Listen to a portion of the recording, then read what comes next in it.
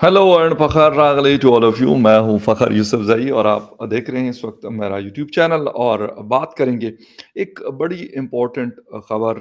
वैसे तो एक दिन पहले की है, लेकिन उसके हवाले से कुछ अपडेट्स आई, तो इस वजह से मैंने कहा कि इसके ऊपर बात की जाए। पाकिस्तान की जो इंटर सर्विसेज इंटेलिजेंस एजेंसी है यानी आईएसआई, उनके ब्रिगेडियर मुस्तफ़ा कमाल बरकी साहब, जो एक दिन पहले अंगूर अड्डा से आते हुए रास्ते में उनके ऊपर हमला होता है और वो अपनी जान की कुर्बानी देते हैं। हुआ क्या, वैसे जो अभी तक इन्फॉर्मेशन आई है, बड़े इन्फ्लुएंशियल किस्म के ब्रिगेडियर थे और बहुत सारे ऑपरेशंस कंडक्ट किए थे। और एक खबर ये भी आ रही है कि टीटीपी के साथ जो डायलॉग्स चल रहे थे, उसका भी हिस्सा रहे और बड़ा इम्पोर्टेंट रोल प्ले किया इन्होंने। उसी दिन डीआई खान सग्गू के इलाके में अटैक होता है चेक पोस्ट के ऊपर, और वहाँ पर 3 जो पर्सनल है पाकिस्तान आर्मी के, उनकी जानें भी गई। ये सेम डे ये 2 बड़े इंसिडेंट्स हमें देखने को मिले, एक साउथ वज़ीरिस्तान में और एक डीआई खान में। लेकिन इसकी एक बड़ी इम्पोर्टेंट बात ये है कि अभी तक किसी ग्रुप ने इसकी रिस्पॉन्सिबिलिटी क्लेम नहीं की, जो बरकी साहब का इंसिडेंट हुआ है। खैर, इसकी डिटेल में जाते हैं और आपको बताते हैं कि इस वक्त जो ऑर्गेनाइजेशंस काम कर रही हैं, जिसमें टीटीपी सबसे टॉप पर है, वो क्या कर रही है, उसके हवाले से क्या अपडेट्स है, वो आपके साथ शेयर करेंगे इस वीडियो में। और उसकी डिटेल में जाने से पहले आपसे रिक्वेस्ट करेंगे कि जिन जिन लोगों ने मेरे चैनल को सब्सक्राइब नहीं किया, प्लीज चैनल को सब्सक्राइब करना और बेल और लाइक का बटन दबाना ना भूलें। अच्छा, अभी जो मैं थोड़ी सी रिसर्च कर रहा था, तो एक खबर ये भी आई है कि इतने high value person, brigadier is not a, मतलब जिसे कहते हैं कि कोई छोटी चीज नहीं होती, और वो भी किसी स्पाई एजेंसी का, वो रॉ का हो, पाकिस्तान आर्मी, आईएसआई का हो, मोसाद का हो, इंडियस का हो, बड़ा एक सीक्रेट उनकी मूवमेंट होती है। ये बात बड़ी हैरानकुन है कि ये खबर कैसे किसी को गई है, क्योंकि इनके हवाले से ये भी खबर आ रही है कि बरकी साहब जो है, फ्रीक्वेंटली इनका काबुल जाना और अफगानिस्तान के कुछ इलाकों में आना जाना लगा रहता था। वैसे जो स्पाई एजेंसीज के लोग होते हैं, वो ऐसा करते हैं, वो उनकी मूवमेंट्स और ये सारी चीज़ें, वैसे तो दुनिया भर में, लेकिन जो करीब, क्योंकि हमारा अफगानिस्तान है और वहाँ पे एक और तरह की सिचुएशन चल रही है। और ये भी कहा जाता है कि टीटीपी के वहाँ पे स्लीपिंग सेल्स हैं, स्लीपर सेल्स हैं, जिसकी वजह से ज़्यादा फोकस जो है वो पाकिस्तान की इंटेलिजेंस एजेंसीज का रहता है। लेकिन ये वाली बात कि इनका पता किसको कैसे चला, ये बहुत एक इम्पोर्टेंट बात है, जो मेरे ख्याल में बहुत सारे डाउट्स को जन्म देती है। मैं ये नहीं कहता कि इससे पहले पाकिस्तान जो फोर्सेस हैं, उनके बड़े ऑफिसर्स के ऊपर हमले नहीं हुए, या फिर उन्होंने अपनी जान की कुर्बानियाँ नहीं दी, बिल्कुल दी, इससे पहले भी दी, और गालिबन आइंदा भी, जब तक फुल एक, जिसे कहते हैं, पीसफुल सिचुएशन क्रिएट नहीं होती, तो गालिबन ये इस तरह के इंसिडेंट हमें देखने को मिलते रहेंगे। लेकिन डे खान से ताल्लुक था इनका, बरकी साहब का, खैबर पख्तूनख्वा से बिलॉन्ग करते थे, बरकी ट्राइब से इनका ताल्लुक था, और बड़े जहांदीदा और बड़े तगड़े आदमी थे, जो अभी तक मुख्तलिफ लोगों से हमें मुख्तलिफ सोर्सेज से खबरें आई हैं, क्योंकि लोगों का इंटरेक्शन भी रहता है, स्पेशली जर्नलिस्ट कम्युनिटी का भी काफ़ी हद तक कहीं ना कहीं इंटरेक्शन उनके साथ होता है। तो अकॉर्डिंग टू देम वो ये कह रहे थे कि इन्होंने एक तो जो एपीएस के ऊपर 2014 में हमला हुआ था, तो उस पे भी इनका बहुत काम इन्होंने किया और बहुत सारे ऑपरेशंस किए, बहुत सारे लोगों को टिकाने लगाया। बिल्कुल ठीक है ये, लेकिन यहाँ पे अब इनकी अपनी जान की अगर हम बात करते हैं, तो ये वाली खबर आखिर किसी न किसी ने तो लीक की। और फिर एक बात और है कि हमारी intelligence agency, prime intelligence agencies में उनका नाम आता है, उनके हवाले से खबर किसी ऑर्गेनाइज़ेशन को पहुँचना, ये मेरे ख़्याल में एक सवालिया निशान है, क्वेश्चन मार्क है। कि वो इतने क्विक हैं, इतने फास्ट हैं, اتنے تیز ہیں کہ ان کو یہ خبر جاتی ہے کہ یار یہ ایک بہت ہائی ویلیو ٹارگٹ ہے اور یہ یہاں سے ان کی موومنٹ ہے۔ مطلب ہمیں نہیں پتا ہوتا، اسلام آباد میں بھی ان کا ہیڈ کوارٹر بھی ہے، ان کے لوگ بھی پھر رہے ہوتے ہیں، لیکن گنے چنے لوگوں کو وہ بھی کسی اگر ایونٹ میں جاتے ہیں تو وہاں پہ اگر ان کو ہوٹلز میں دیکھتے ہیں تو تھوڑی بہت پہچان ہوتی ہے، ادروائز نہیں پتا ہوتا کہ یار کون ہے کون نہیں ہے۔ ایک بات آپ کو بتا رہا ہوں، ویسے تو چلے آرمی کے لوگ جو ہوتے ہیں، کیپٹن ہے، میجر ہے، کرنل ہے، بریگیڈیئر ہے، ویسے تو نارملی نظر آتے ہیں، لیکن جو اس طرح کے اس میں کام میں لگے ہوتے کہ ایک تو یہ یونیفارم نہیں مطلب پہنتے، یہ سیول اس میں ہوتے ہیں، ڈریس میں ہوتے ہیں، تو آپ کو کم پتہ چل رہا ہوتا ہے، لیکن ان لوگوں کو پھر یہ پتہ چلنا کہ یار یہ آدمی یہاں سے موو کرتا ہوا جا رہا ہے اور یہاں ہم نے ان کو ٹارگٹ کرنا ہے، یہ ایک بہت بڑی چیز ہے اور میرے خیال میں آئی ایس آئی ہو یا پھر پاکستان آرمی ہو، ان کے لیے ایک بہت بڑا دھچکا ہے۔ چیک پوسٹوں کے اوپر حملے ہونا ایک روٹین ہے۔ سگو میں اسی دن ڈی خان کا علاقہ سگو، وہاں پہ بھی اٹیک ہوا اور ایک حوالدار اور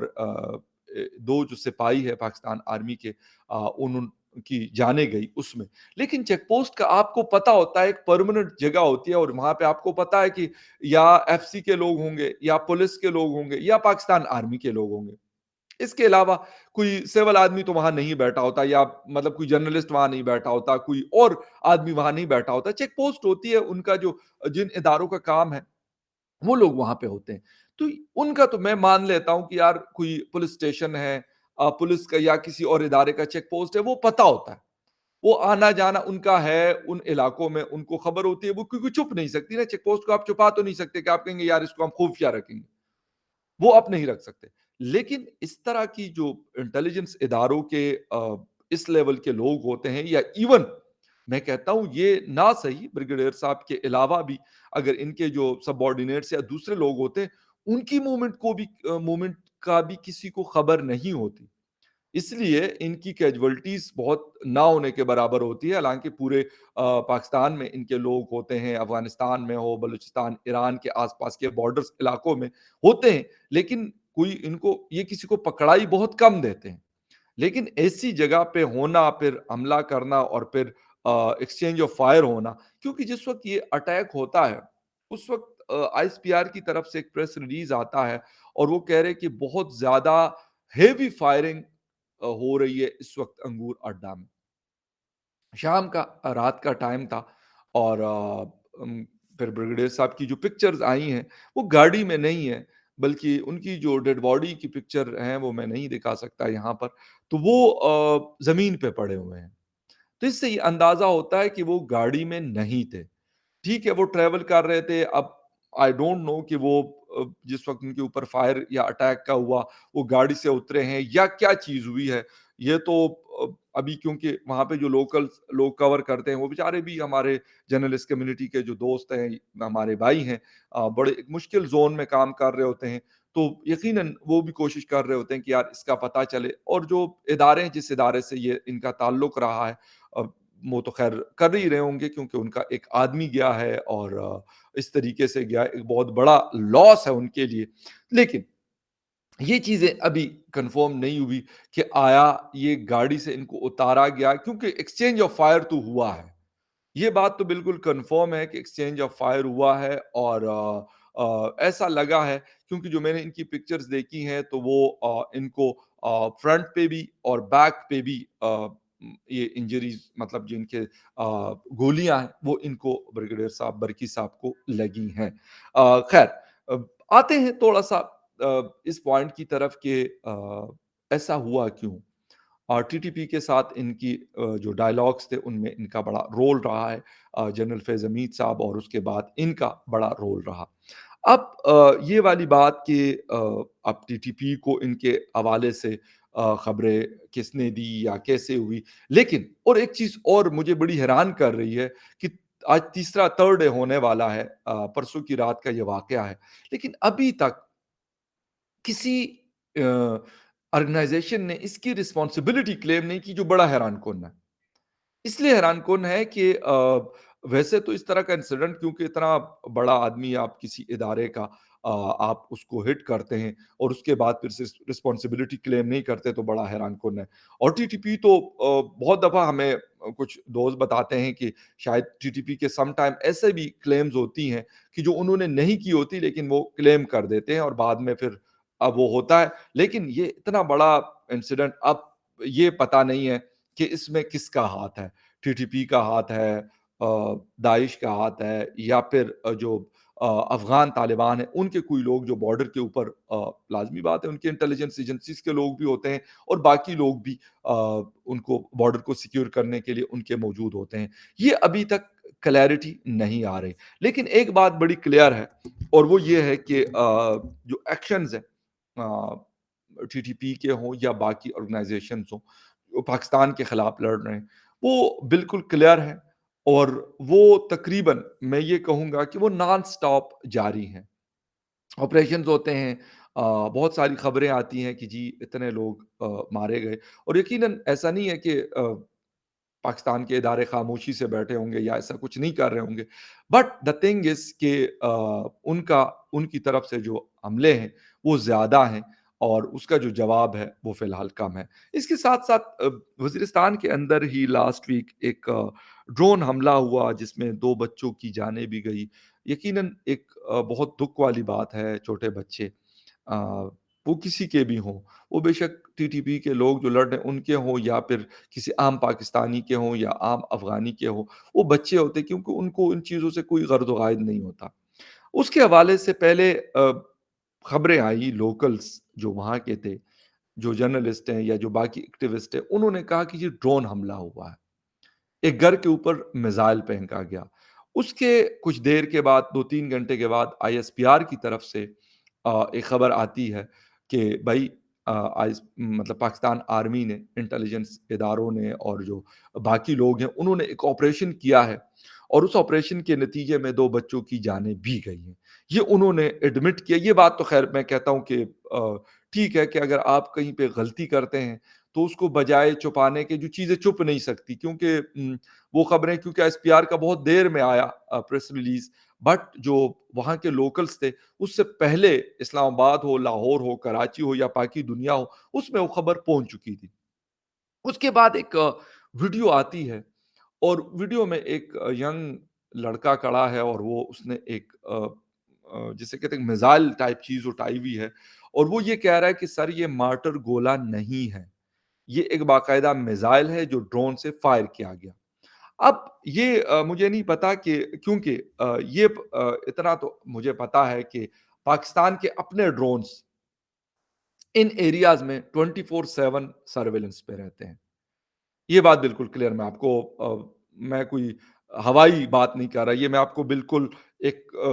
اتھینٹک چیز بتا رہا ہوں کہ یہ ڈرونز ہوتے ہیں 24/7، وہ فلائی کر رہے ہوتے ہیں،